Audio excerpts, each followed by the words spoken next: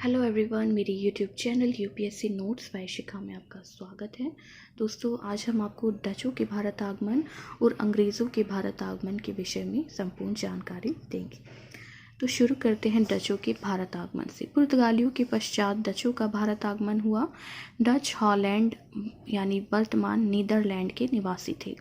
1596 ईस्वी में Cornelis de Houtman Cape of Good Hope होते हुए सुमात्रा और बांटेन पहुंचने वाला प्रथम डच नागरिक था। 1602 में डच कंपनी वेरिंग ऑस्ट इंडिशे कंपनी की स्थापना की गई। डच संसद ने एक चार्टर जारी करके कंपनी को युद्ध करने, संधि करने, इलाके जीतने, किले बनाने का अधिकार दे दिया। बाद में विभिन्न डच कंपनियों को मिलाकर United East India Company of Netherlands नाम से एक विशाल व्यापारिक कंपनी की स्थापना की गई। डच प्रारंभ में इंडोनेशिया तक केंद्रित थे और मसालों के व्यापार में संलग्न थे। जब भारत के साथ इनका संपर्क हुआ तब इन्होंने व्यापार में सूती वस्त्र के व्यापार को भी शामिल किया, जिनका इन्हें अत्यधिक लाभ मिला। डचों की पहली फैक्ट्री 1605 में पूर्वी तट मसूलीपत्तनम में स्थापित हुई, जहां से वे अपने सिक्के भी डालते थे, परंतु आगे चलकर उन्होंने नागपत्तनम को अपना मुख्यालय बनाया। डचों ने 1619 में जकार्ता को जीतकर बैटेविया नामक नगर की स्थापना की। 1641 में मलक्का को जीता। 1658 से 59 ईस्वी में श्रीलंका को पुर्तगालियों से जीतकर अपने कब्जे में कर लिया। व्यापारिक स्वार्थों से प्रेरित हो डचों ने भारत में कोरोमंडल तट पर तथा बंगाल, बिहार व उड़ीसा में व्यापारिक कोठियों की स्थापना की। भारत में उनकी महत्वपूर्ण फैक्ट्रियां इन क्षेत्रों में थी: पुलिकट, सूरत, चिंसूरा, कारिकल, कासिम बाजार, बड़ा नगर, बालासोर, पटना, नागपत्तनम, कोचीन आदि में उनकी फैक्ट्रियां थीं। डचों की अधिकांश व्यापारिक फैक्ट्रियां पूर्वी तट पर थीं, जो कि कोरोमंडल में, ताकि यह इंडोनेशिया से भी जुड़े रहें, क्योंकि इंडोनेशिया से भी ये व्यापार करते थे मसालों का।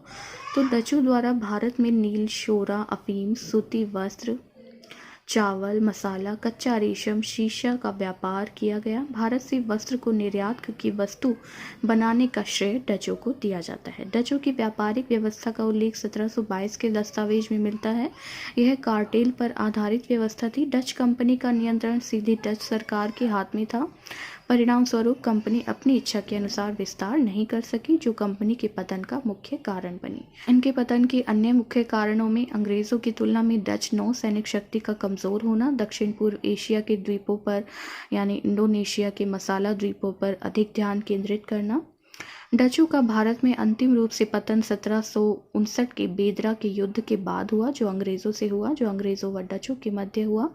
डच कंपनी ने 200 वर्षों तक अपने साझेदारों को जितना लाभ दिया, यानी उन्होंने अपने साझेदारों को 18% लाभ दिया, जो कि वाणिज्यिक इतिहास में एक रिकॉर्ड माना जाता है।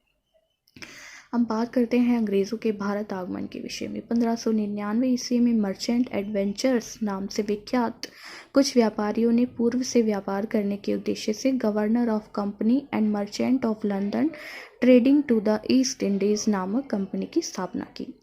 31 दिसंबर 1599 में इंग्लैंड की महारानी एलिजाबेथ प्रथम ने एक रॉयल चार्टर जारी करके कंपनी को 15 वर्षों के लिए पूर्वी देश से व्यापार का एकाधिकार पत्र दे दिया। कंपनी में उस समय कुल 217 साझेदार थे और कंपनी का पहला गवर्नर टॉम स्मिथ था। 1609 में ब्रिटेन के सम्राट जेम्स प्रथम ने अनिश्चितकालीन व्यापार का अधिकार दे दिया कंपनी को, और 1608 में ब्रिटेन के सम्राट जेम्स प्रथम ने भारत में व्यापारिक कोठियां खोलने के उद्देश्य से कैप्टन हॉकिंस को अपने राजदूत के रूप में जहांगीर के दरबार में भेजा। भारत आने वाला प्रथम अंग्रेज, यानी जो स्थल मार्ग से भारत आने वाला प्रथम अंग्रेज है, वो 1597 ईस्वी में आया था और उसका नाम था जॉन मिडल्टन टॉल। हॉकिंस वह प्रथम अंग्रेज था जिसने भारत की भूमि में प्रवेश समुद्र के रास्ते किया था। भारत में सर्वप्रथम आने वाला जहाज था रेड ड्रैगन, और जो हेक्टर नामक प्रथम ब्रिटिश व्यापारिक जहाज था उसका कैप्टन हॉकिंस था। हॉकिंस तुर्की व फारसी भाषाओं का ज्ञाता था। हॉकिंस ने 1609 में जहांगीर से मिलकर सूरत में फैक्ट्री खोलने की आज्ञा मांगी। सूरत के स्थानीय व्यापारियों व पुर्तगालियों ने इसका विरोध किया, परिणाम स्वरूप उसे स्वीकृति नहीं मिली। 1611 में मुगल सम्राट जहांगीर कैप्टन बेस्ट द्वारा स्वालल्ली में पुर्तगालियों के जहाजी बेड़े को पराजित किए जाने से अत्यधिक प्रभावित हुआ। जहांगीर ने 1613 में सूरत में अंग्रेजों को स्थानीय कारखाना स्थापित करने की अनुमति प्रदान की। थॉमस एल्डवर्थ के अधीन सूरत में यह कारखाना स्थापित किया गया। 1615 में सम्राट जेम्स प्रथम का दूसरा दूत सर टॉमस रो मुगल सम्राट जहांगीर के दरबार में पहुंचा, जिसने मुगल साम्राज्य के सभी भागों में व्यापार करने व फैक्ट्री स्थापित करने की अनुमति यानी अधिकार पत्र प्राप्त कर लिया। परिणाम स्वरूप अंग्रेजों ने 1623 तक सूरत, आगरा, अहमदाबाद, मसूलीपत्तनम व भड़ोच में अपनी व्यापारिक कोठियों की स्थापना की। 1611 में अंग्रेजों ने मसूलीपत्तनम में व्यापारिक कोठी की स्थापना की, फैक्ट्री की स्थापना की। यह दक्षिण भारत की प्रथम कोठी मानी जाती है। 1632 में गोलकुंडा राज्य में अंग्रेजों ने अपनी फैक्ट्री की स्थापना की। गोलकुंडा के सुल्तान ने अंग्रेजों को सुनहरा फरमान दिया था, जिसके द्वारा गोलकुंडा राज्य में उन्हें स्वतंत्रता पूर्वक व्यापार करने की अनुमति प्रदान की गई। 500 पैगोडा वार्षिक कर पर। 1633 में उड़ीसा के बालासोर में, इसके पश्चात पटना व ढाका में भी कारखाने खोले गए। 1639 में मद्रास में चंद्रगिरी की राजा से मद्रास को पट्टे पर लेकर कारखाने की स्थापना की गई। इसमें अंग्रेज फ्रांसिस डे का महत्वपूर्ण योगदान था। अंग्रेज फ्रांसिस डे को मद्रास का संस्थापक भी कहा जाता है। ईस्ट इंडिया कंपनी की स्थापना के समय अकबर का शासन था। इसके साथ ही मद्रास कारखाने की किलेबंदी भी की गई और इसे फोर्ट सेंट जॉर्ज नाम दिया गया। 1651 में हुगली में व्यापारिक कोठियां खोली गई। 1661 में बम्बई को दहेज के रूप में पुर्तगालियों से प्राप्त किया। 1661 में इंग्लैंड के सम्राट चार्ल्स द्वितीय का विवाह पुर्तगाली राजकुमारी कैथरीन से हुआ। कालांतर में उन्होंने 10 पाउंड वार्षिक के किराए पर कंपनी को बम्बई को दे दिया। कंपनी ने 1668 ईस्वी में ब्रिटिश सरकार से बम्बई को प्राप्त किया।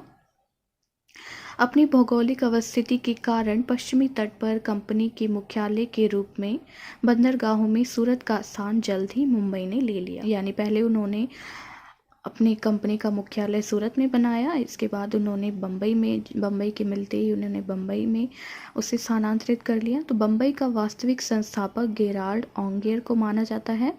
1687 ईस्वी में पश्चिमी तट का मुख्यालय सूरत से हटाकर बम्बई को बनाया गया। 1686 में अंग्रेज़ों ने हुगली को लूट लिया। परिणाम स्वरूप मुगल सेनाओं से उनका संघर्ष हुआ। उस समय औरंगज़ेब का शासनकाल था। कंपनी को सूरत, मसूलीपत्तनम व विशाखापत्तनम इत्यादि कारखानों से हाथ धोने पड़े। अंग्रेज़ों की माफ़ी मांगने के पश्चात औरंगज़ेब ने 1.5 लाख का हर्जाना लेकर पुनः व्यापार का अधिकार दे दिया, क्योंकि इस व्यापार से भारतीय व्यापारियों को ही फायदा नहीं होता था, बल्कि राज्य को राजस्व की प्राप्ति भी होती थी। ये क्या करते थे, पहले शुरुआती टाइम में ये इंग्लैंड से सोना चांदी जैसी कीमती धातुएं लाते थे और उनसे चीज़ खरीद के वो निर्यात करते। तो इस प्रकार निर्यात को बढ़ावा मिलता था, जिससे राज्य को राजस्व की प्राप्ति होती थी।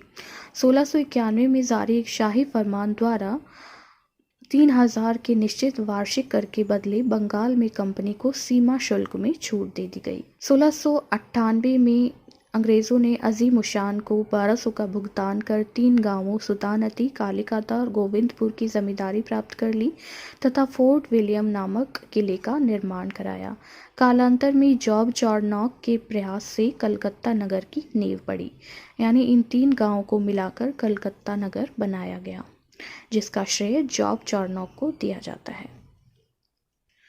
इसके लिए बंदोबस्ती के सुचारू प्रशासन के लिए एक प्रेसिडेंट चार्ल्स आयर, जो कि प्रथम प्रेसिडेंट था, जो कि कलकत्ता प्रेसिडेंसी का बनाया गया था, और एक काउंसिल की व्यवस्था की गई। कलकत्ता को अंग्रेज़ों ने 1700 में पहला प्रेसिडेंसी नगर घोषित किया। कलकत्ता 1774 से 1911 तक ब्रिटिश भारत की राजधानी बना रहा। 1717 में फर्रुखसियर का शाही फरमान, जिसने कि अंग्रेज़ों की पूरी जिंदगी बदल दी। 1717 में मुगल सम्राट फर्रुखसियर का इलाज कंपनी के एक डॉक्टर विलियम हैमिल्टन द्वारा किए जाने से फर्रुखसियर ने कंपनी को व्यापारिक सुविधाओं वाला एक फरमान जारी किया। इसके अंतर्गत बंगाल में 3000 वार्षिक के बदले व्यापार करने, आसपास की भूमि को किराए पर लेने, सूरत में 10,000 वार्षिक के बदले निःशुल्क व्यापार करने तथा बम्बई की टकसाल से जारी सिक्कों को मुगल साम्राज्य में मान्यता दिलाने संबंधी अधिकार इस फरमान से अंग्रेज़ों को प्राप्त हो गए। और वस्तुओं की आवाजाही पर हस्ताक्षर जारी करने का अधिकार यानी दस्तक जारी करने का अधिकार भी अंग्रेज़ों को मिल गया। ब्रिटिश इतिहासकार ओम्स ने इसे कंपनी का महाधिकार पत्र यानी मैग्ना कार्टा कहा। मुगल सम्राट फारूक सिर से व्यापारिक सुविधाएं प्राप्त करने वाला जो शिष्टमंडल था उसका मुखिया था जॉन सुरमन। इस प्रकार अंग्रेज़ भारत में अपनी पैठ बनाने में सफल हुए और धीरे धीरे उनकी जो व्यापारिक महत्वाकांक्षाएं थी वो राजनीतिक महत्वाकांक्षाओं में परिवर्तित हो गई। तो दोस्तों, अगर आपको हमारी वीडियो पसंद आई तो हमारे चैनल को सब्सक्राइब करें और बेल आइकन का बटन दबाएं।